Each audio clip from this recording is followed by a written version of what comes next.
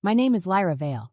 I am 25 years old, and my life has always felt like a big battlefield, but not one with swords or guns. My battles were with my own family. I grew up in Baton Rouge, Louisiana, a city with hot summers and big oak trees lining the streets. My older sister, Sable, was very different from me. She loved parties and going to casinos. She would stay out all night, coming home late, laughing, and smelling of perfume and excitement. Life seemed like one big celebration for her. But my life was very different. When I turned 17, I was forced to take care of her 4 children. I didn't want to, but I didn't have a choice. I had to change diapers, calm the kids when they cried, cook meals, and stop them from fighting.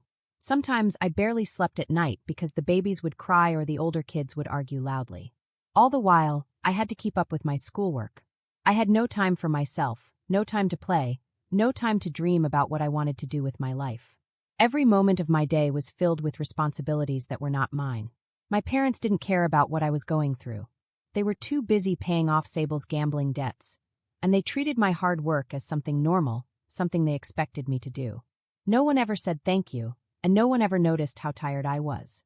It made me feel invisible, like I didn't really exist.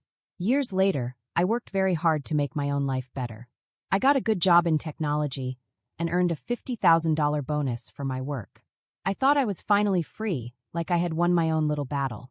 But then my family asked me to buy a house for my sister.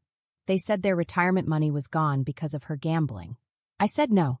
I didn't want to spend my hard-earned money on someone who had caused so much trouble. My sister got very angry. She slapped me hard across my face. Her eyes were full of anger, and she shouted, "You owe us." My parents supported her and tried to make me feel guilty, like I hadn't already done enough for them. But this time I was ready. I wasn't the scared teenager who just let things happen anymore. I had a plan to show them they couldn't control me, and I wanted to teach them a lesson they would never forget. Before I continue, share your story in the comments. Hit the like button and subscribe. Growing up in Baton Rouge, I always felt like I was living in my sister's shadow. She was loud, confident, and seemed to have everything she wanted. My parents treated me like I was a problem or an inconvenience, while my sister floated through life without any worries. Mom and Dad worked long hours at a local supermarket. Their paychecks were small and had to stretch a long way. But somehow, Sable always got the best of everything. She would come home with new dresses, sparkling jewelry, and even plane tickets for weekend trips with her friends. I got her old clothes that didn't fit well and were faded. And instead of getting a good job or reward for all the work I did, I got lectures about being grateful. "You don't need fancy things," Mom would say. Her eyes would look at me like I was an inconvenience, like my hard work didn't matter. Sable's laughter filled the house. Everyone seemed to love her and find her charming. My parents spent all their energy and attention on her, and I had to try extra hard just to be noticed. By high school, I was scrubbing dishes, folding laundry, mowing the lawn, and still trying to keep my grades up. "You have to earn your place," Dad once told me. It felt like I had to prove I deserved to exist. Sable, on the other hand, didn't do chores and even flunked some classes. But Mom said she has her own path, and didn't worry. Watching my parents give all their attention to her hurt me deeply. I spent hours studying in my tiny bedroom, the only place I could hide from their expectations. But even then, it wasn't enough. Sable's carefree life made me feel worse. She would come home from parties smelling like perfume, giggling about her adventures, while I cleaned up after her messes. One time, she spilled soda on the couch and left it for me to clean. Mom and Dad didn't care. They laughed and called her spirited, while I was labeled responsible. That word felt more like a chain than a compliment. I remember sitting at the kitchen table doing my math homework while Sable blasted music upstairs. Her life was full of fun, and mine was full of work. Complaining only got me a lecture about family loyalty. My parents' priorities were very clear. They loved Sable more. Their money went to her concerts, new phones, and trips to Miami, while I got secondhand clothes and warnings to make them last. I once overheard Dad telling Mom that they had used their savings for Sable's car repair, leaving nothing for my school supplies. "She needs it more," he said. It felt like I didn't exist. I had to grow up fast because no one would give me what I needed. I learned to fend for myself. I started tutoring classmates for extra cash and hid the money in a shoe box under my bed. At night, I would lie awake, dreaming of a life where I wasn't living in my sister's shadow. These quiet moments, though lonely and painful, taught me resilience. I wasn't just surviving, I was building a foundation to escape and be free. By high school, I knew I couldn't rely on my parents. I had to make my own path, no matter how hard it got. By my senior year, my life mostly revolved around taking care of Sable's kids. She had 4 children from different fathers, and she left all of them to me. There was a baby who cried through the night, a 6-year-old who only wanted candy, and 2 older kids who constantly fought. I was barely 17, trying to keep up with advanced classes and college applications. But Sable didn't care. She would leave the kids at our house, promising she would be back soon, and then disappear for days. I would find myself changing diapers, cooking meals, and breaking up fights while my textbooks gathered dust. The worst part was that my school grades started slipping. I once missed an important exam because one of the kids had a fever, and I had to rush them to the clinic. When I asked Sable to help, she just laughed.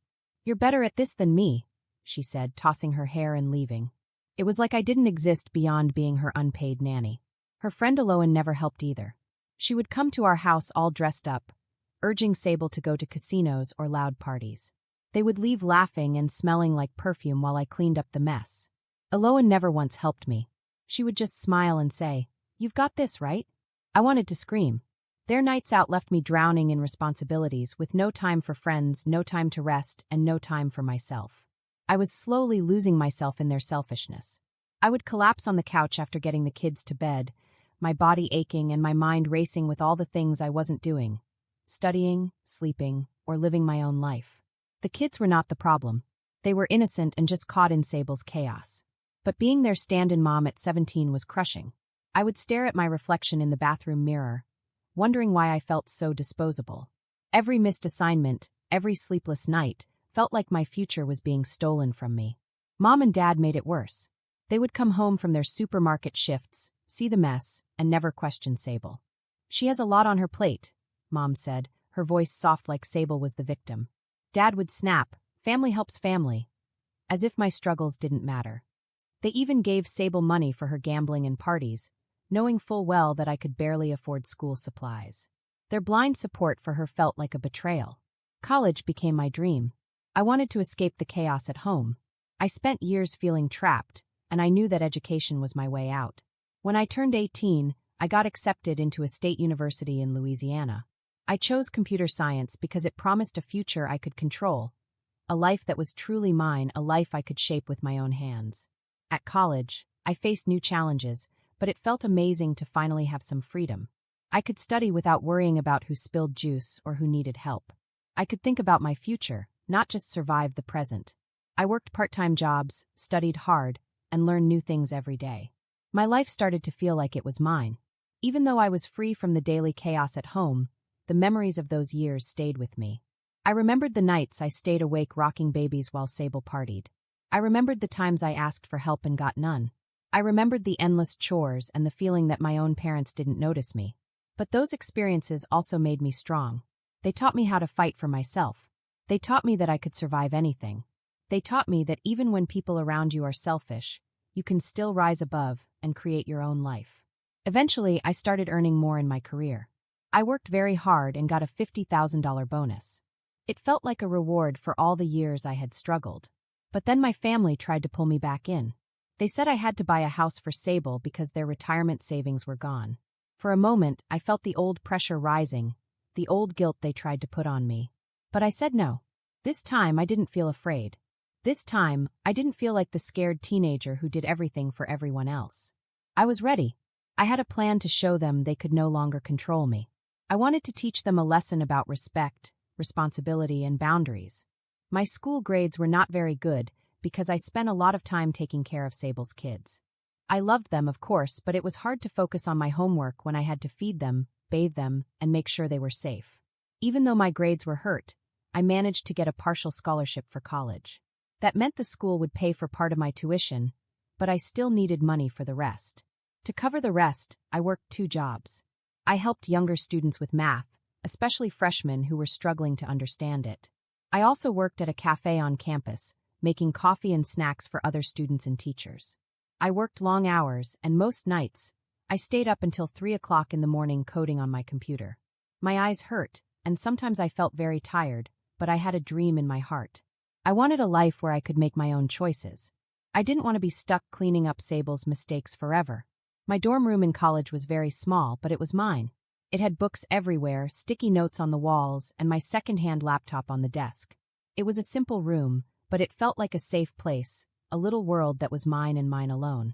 It was very different from the messy house I left behind, where Sable and her kids lived in chaos. My parents did not like that I was leaving home. When I told my mom about college, she rolled her eyes and said, "You're abandoning your family." Her voice sounded sharp, and it made me feel guilty for a moment. My dad was even worse. He said I should wait and help Sable instead. They didn't see me as a person with my own dreams. They only saw me as Sable's helper. But I packed my bags anyway, ignoring their arguments. Their disappointment felt like a heavy weight on my shoulders, but I refused to let it stop me. I wanted to build a life they couldn't control. Every step I took away from home felt like taking back a little piece of myself. Sable didn't like my decision at all. One evening, before my first semester started, she came into my room while I was trying to organize my class schedule on my laptop. Without saying a word, she grabbed it and smashed it against the wall. The screen cracked, and I felt my patience snap a little too. "You think you're too good for us?" she yelled, her eyes full of anger. That laptop had all my notes, my applications, and my important work. I was heartbroken. Replacing it cost a lot of money, and I had to skip meals for weeks just to save up enough. I didn't yell back, though. I knew Sable wanted to make me mad, and I wasn't going to give her that satisfaction. Even after that, I kept going.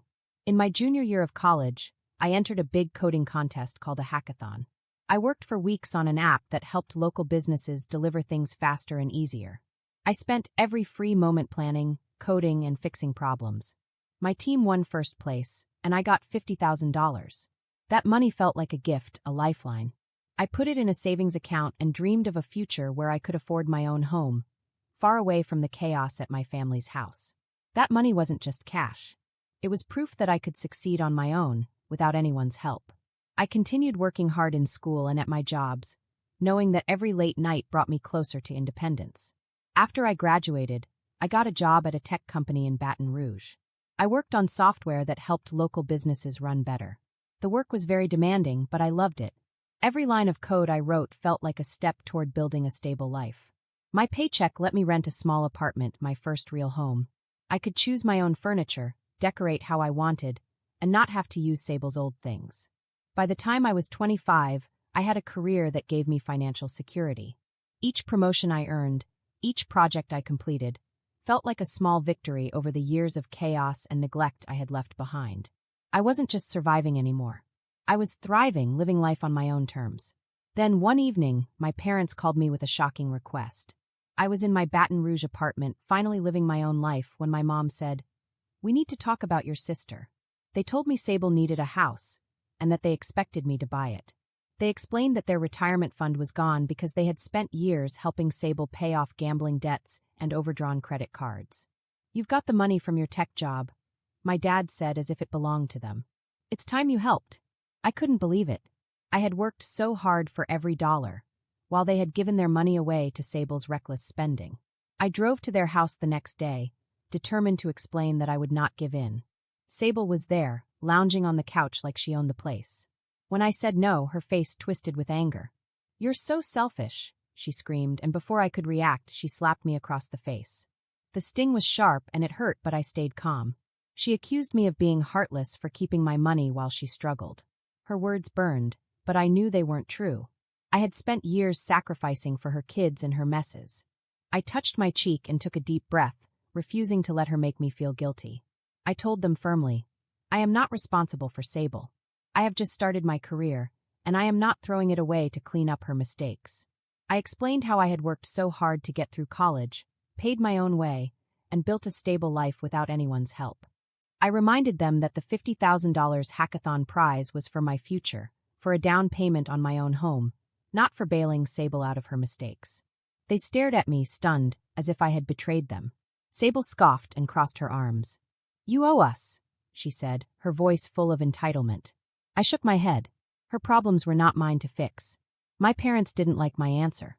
They tried to manipulate me, using guilt and soft words that were actually sharp like knives. "Family takes care of family," Mom said, her eyes welling up with tears, acting like I was hurting her.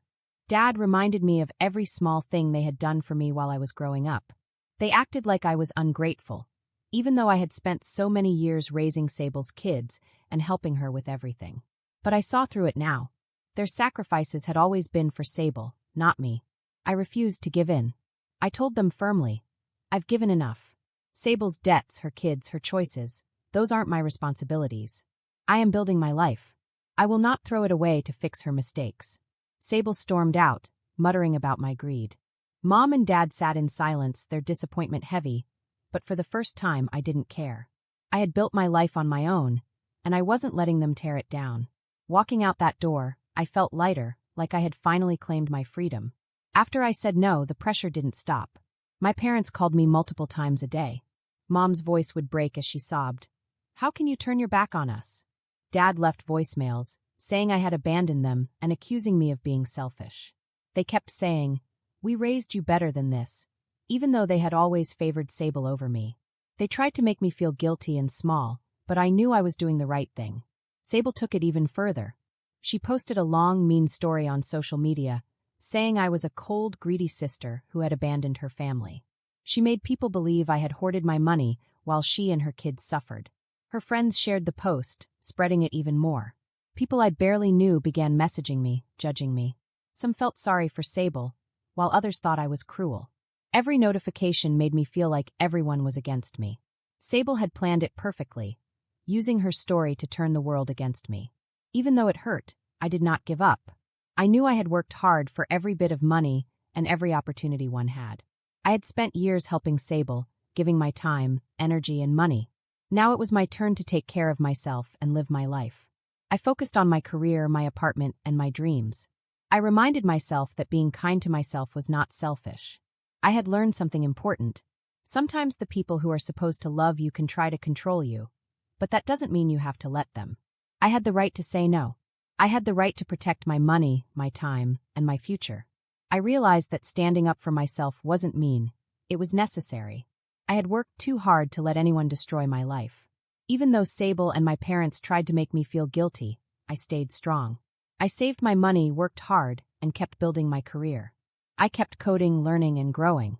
Every day I reminded myself that my life was mine to live. I had earned it, step by step, late night by late night, with blood, sweat, and tears. I wasn't just surviving anymore. I was finally free. Freedom felt amazing. I could choose what I wanted for my life, what I wanted to buy, and where I wanted to live. I could focus on my future, not my sister's mistakes. I could sleep at night knowing I was doing the right thing. I didn't have to be anyone's helper anymore. I could be myself. And even though my family tried to punish me with guilt and social media attacks, I knew I had done the right thing. I had learned that it's okay to put yourself first. It's okay to protect your dreams and work for your own happiness. No one else could take that away from me. For the first time, I felt truly proud. I had fought for my life, my money, and my dreams.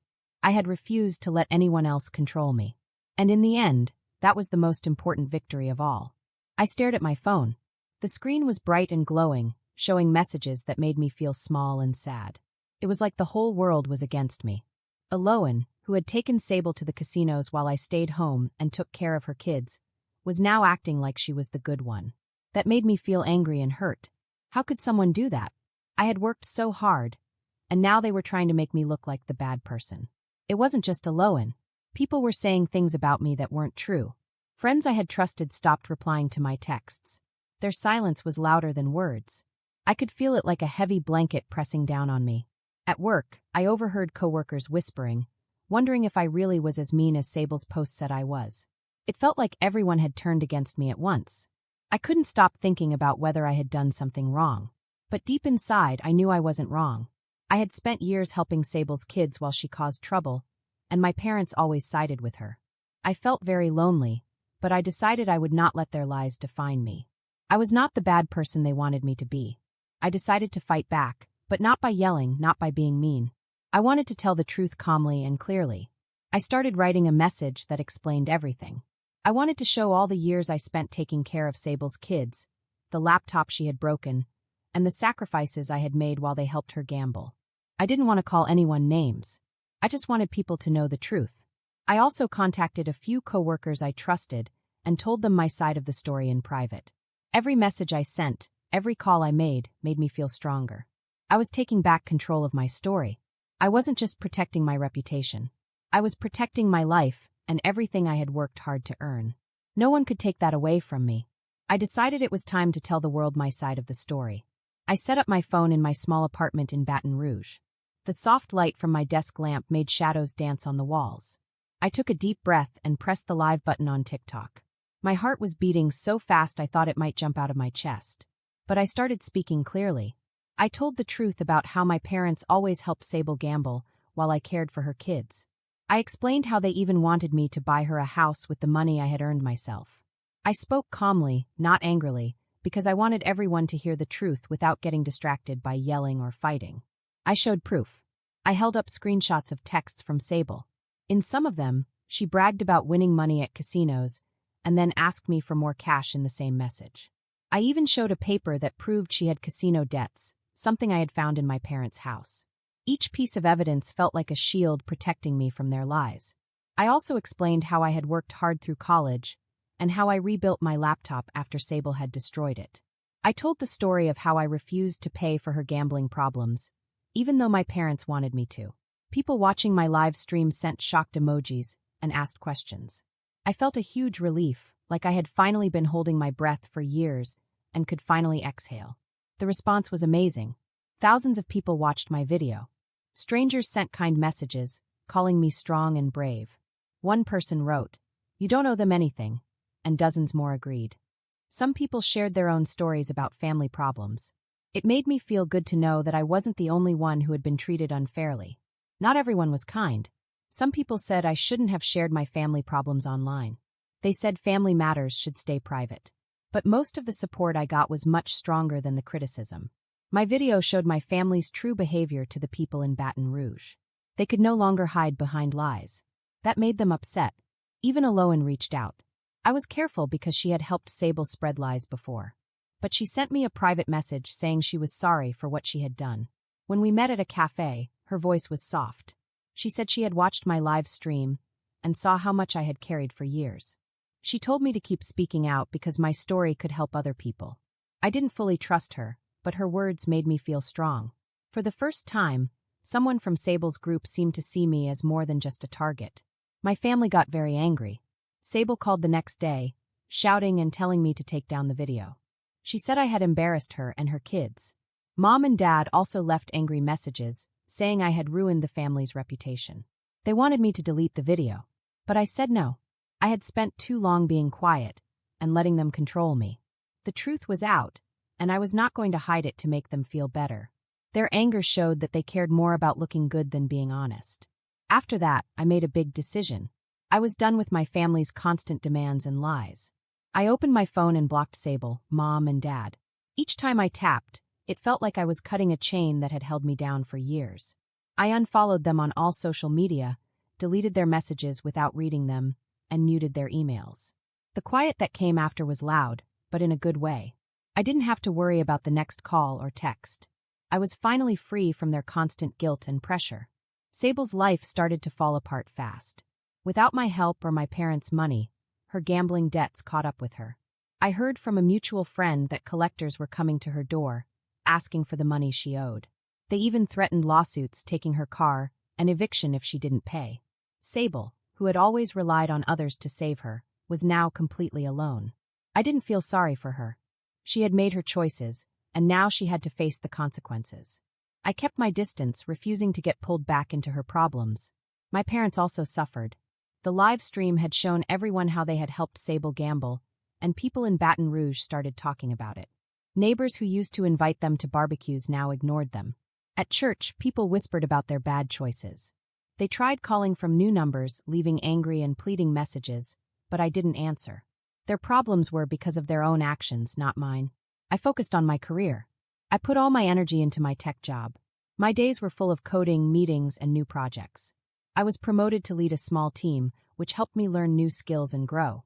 My apartment, which had once been just a place to sleep, became my safe space. I decorated it with plants, books, and little things that made it feel like mine. I woke up to sunlight streaming through the windows, not worrying about family drama. My savings, which I had worked hard to build, grew steadily. This was the life I had fought for, and now I was living it on my terms. I learned to set strong boundaries. Taking care of myself wasn't selfish. It was necessary for me to stay happy and healthy. My family's manipulation had once made me doubt myself. But now I knew their demands were about control, not love. By stepping away, I got back my voice, my time, and my peace. Choosing myself didn't make me mean. It made me strong. I realized that staying quiet for years had made things worse. I had let others decide my value, and that hurt me deeply. But speaking out, even though it was scary, had freed me. People began to see me for who I really was, not for the lies my family had told. Strangers sent messages saying my story had inspired them. That made me feel proud and strong. Even when I felt lonely, I reminded myself that I had done the right thing. I had helped Sable's kids, worked hard through college, and taken care of responsibilities that were never mine to begin with. I had been strong even when no one noticed. I had made sacrifices, and now I was finally getting peace. I also realized that people who truly cared about me were still around. They were the ones who had sent messages after the video, supported me at work, and reminded me of my value. These people were my real friends. I didn't need everyone to like me. I just needed people who respected me and treated me fairly. Some days were still hard. I missed my family in small ways, even though they had hurt me. But I reminded myself that love shouldn't hurt this much. Families should support each other, not make you feel small or guilty all the time. Cutting contact had been the hardest thing I had ever done, but it was the most important. I was finally safe from their chaos. I continued to grow in my career. I learned new skills, helped my team solve problems, and even started planning bigger projects. My work gave me purpose and confidence.